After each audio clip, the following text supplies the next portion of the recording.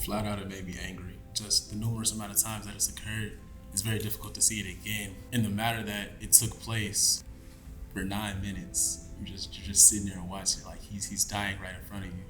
There's no excuse for that. There's no explanation for it. Like you cannot explain that. Understandably, it rubbed me the wrong way. I was extremely angry. He had so many chances to take his knee off of him, and he didn't. He kept it on there for 9 minutes, and he could have let this man live. He could have de-escalated the situation from the jump. He could have told him to stop or whatever. He did not have to put his knee on him. Everybody should see their day in court. They should not lose their life on the side of a street because you think I did something wrong and I didn't deserve to make it home to my family. When it comes to policing, given black or brown, it needs to be reformed in some way, shape, or form. It's even small things like the targets that they use in practice. My uncle even told me this. They were black for years up until a few years ago when they started to change it. It's a lot of minorities, especially African Americans, that deal with a lot of this. And we see more killings of African Americans than anything else. Since I have really close friends that are also African American, it worries me because, one day I probably won't see them. One day they'll probably end up in jail for something they didn't do, or in the hospital with injuries caused by police brutality that weren't fair.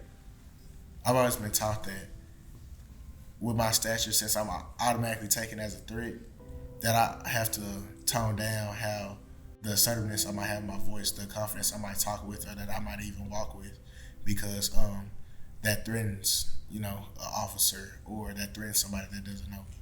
I see how you feel because my brother is the exact same way. He's a big black dude, and he's 22 now. He turned 22 a few weeks ago. And, even for me, even I'm his little sister, when he turned 18, I kind of felt like, wow, like, yeah, he's 18. And most of the time when you're 18, like, oh, I'm an adult, I can do these things. When I thought, I was like, wow, he can go to jail now. He can get stopped by the police. He can be shot. They don't see him as a regular civilian. They see him in a really inhumane way. Walter was talking about, he wanted to get a hotel where we were having prom. I'm pretty sure, kids, that hotel might be 20, 30 minutes away from where they have a prom at.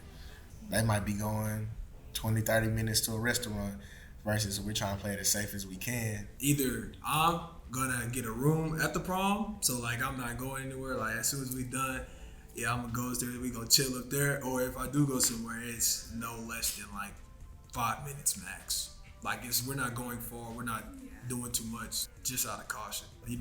Like I could get pulled over for one because I'm trying to rent a nice car, right? So on top of me being, 18 with a beard and a nice car in a suit, it's like, come on, fam, you what you doing? So I just on the safe side. That's really.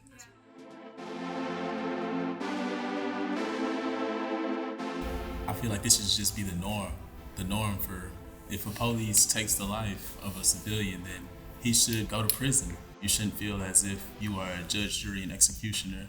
If we're going to go farther, that we should break down some of those differences as far as like how the schools have better resources, how students are treated differently. There needs to be reform within school districts as far as equity. Equity is very important. Even small things on this side of town, we don't get better technology. We need those types of resources equally on both sides. It shouldn't be one over the other. Because at the end of the day, we're all students and we're all trying to make it. We can't control what the school district does. We can only tell them what we need.